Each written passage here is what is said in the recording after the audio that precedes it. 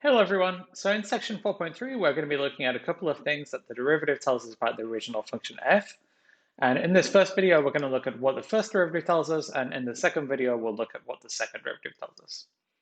Okay, so let's get started. And the first thing we need to know is the increasing or decreasing test. And all it says is that if the derivative is positive, then the function is increasing, and if the derivative is negative, then the function is decreasing. Okay, so notice the kind of the relationship. If f prime is positive, then f is increasing. If f prime is negative, then f is decreasing. So f and f prime, different things are happening, right? If f prime is positive, if f prime, the graph of f prime is above the axis, that means the graph of f is going up. And if f prime is negative, which means the graph of f prime is below the axis, that means that f is going down. So the graph of f and the graph of f prime are going to look pretty different, but there is still this relationship between them. So we have to kind of translate from one situation to the other. So let's see an example where we figure out the intervals on which a function is increasing or decreasing. So here's our f. We're going to use this test, so we need to look at the derivative. So we can differentiate. We get 3x squared minus 6x plus 9, and the constant goes to 0. And then we want to figure out where this polynomial, this 3x squared minus 6x plus 9, is positive or where it's negative. So that's our derivative. And because it's continuous, it's a polynomial, the only place where it can change sign is at the zeros. So I want to know where the zeros are and then test on either side of the zeros. And if we want to figure out where the zeros are, well, one way is to factorize. So we can factorize it if we pull out a 3, and you trust me, it factorizes the 3 times x minus 3 times x plus 1. So the zeros are at x equals 3 and at x equals minus 1. So that's where the sign can change. And then we should test on either side of those points what the sign of f prime is. So for instance, if we check with x bigger than 3, so to the right of the 0, 3, well, there are two ways you could think about it. You could either plug in 4 and calculate. So if you plug in 4, you'll get 3 times 1 times 5. It's a positive number, whatever it is.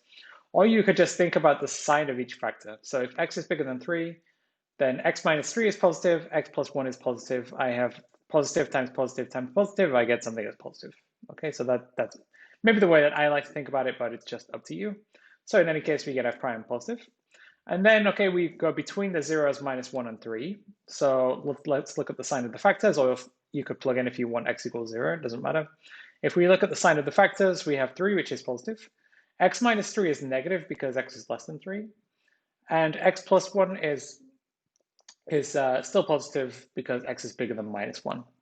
So we have positive times positive, we have negative. So f prime is going to be negative. Or you could plug in x equals 0, you get the same answer. And then finally, if x is less than minus 1, we have 3 is positive, x minus 3 is negative, x plus 1 is negative. We have positive times negative times negative. We have an even number of negatives, so it's going to be positive. Okay, so this is the way I normally think about it, is look at each factor. If you have an even number of negatives, it's going to be positive. If you have an odd number of negatives, it's going to be negative. Okay, so now we can read off the result, right? Our function is going to be increasing on 3 to infinity, and it's going to be increasing on minus infinity to minus 1, and it's going to be decreasing in between from minus 1 to 3.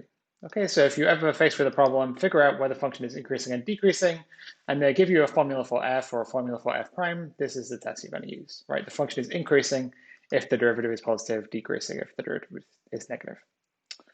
Okay, so next up we have the first derivative test. So remember when we talked about local max and local min, we said that if C is a local max, or if there is a local max or a local min at C, then C has to be a critical number, meaning that the derivative is 0, the derivative does not exist.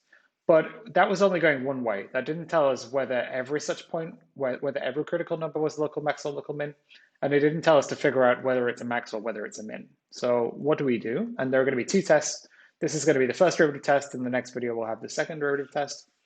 So what does this say? Well, suppose our function is differentiable. So let's not think about settings where things are not differentiable.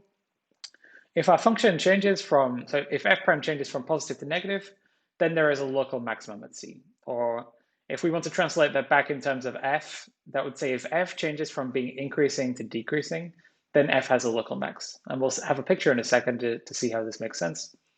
Next up, if things are the opposite way around, so f prime changes from negative to positive, then there is a local min.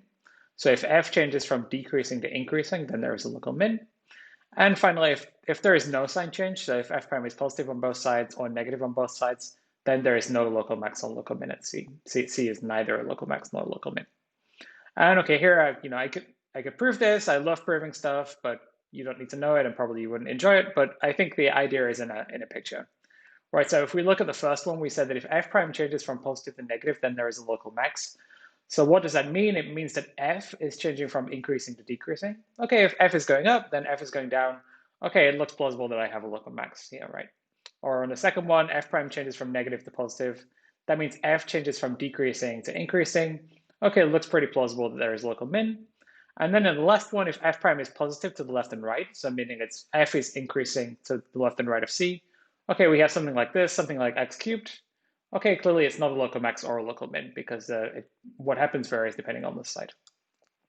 And if you ever remember, if you ever forget, what order things are supposed to be, you can just recall from the picture, right? So if I want a local max, that means it should look something like this. F prime should change from being positive to negative.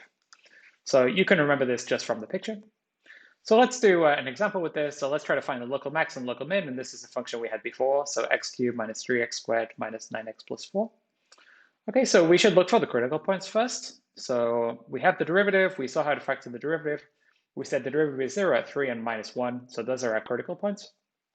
And then we have to look at what happens with sign changes at the critical points. So if we look at x equals minus 1, we said to the left of minus 1, f prime was positive, and to the right of minus 1, f prime was negative. So at minus 1, f prime changes from positive to negative, so it changes from f going up to f going down. That means there is a local max. Okay, and x equals 3, the opposite is happening, right? So immediately to the left of 3, the f prime is negative, so f is decreasing. Immediately to the right of 3, f prime is positive. So we are changing from decreasing to increasing for f. So we have this kind of shape, so we have a local min. Okay, but let me caution you here. So they don't always change at the zeros. So in this case, the sign of f prime always changed at the zeros of f prime. But if say we had a different function, so I'm not telling you the function, I don't care about the function, but suppose we have a function that has this as the derivative, 3 times x minus 3 squared times x plus 1, so completely the same as the previous one, but with the square here. What can we say about x equals 3? Well, again, at x equals 3, the derivative is 0, so it's a critical point. But now the sign does not change at 3, right? If I plug in 4 and I plug in 2 on either side of 3, it's still positive, right? X minus 3 squared is always positive. It doesn't matter because it's a square. It doesn't matter whether we're on the left or on the right. So in this case, at x equals 3, the sign of f prime does not change. So there is neither a local max nor a local min, okay? So this is pretty much what I said. So x equals 3 is still a 0 of f prime. It's still a critical point, but there's no sign change. It's not a local max or local min. So please don't, jump in and just say, I have 0. I see the zeros. It's going to change in sign. I'm just going to alternate minus plus minus plus. Check that it's not an even power or something like that, which would give you problems. So check there really is a sign change. Okay, so that about wraps it up for this video. So remember, if the derivative is positive, it's increasing. If the derivative is negative, it's decreasing. And then we had the first derivative test to figure out what are local max and local min. We said if f prime changes from positive to negative, it's a local max. If f prime changes from negative to positive, it's a local min. And we can recall those if we forget the order from the picture. Okay, thanks everyone. See you next time.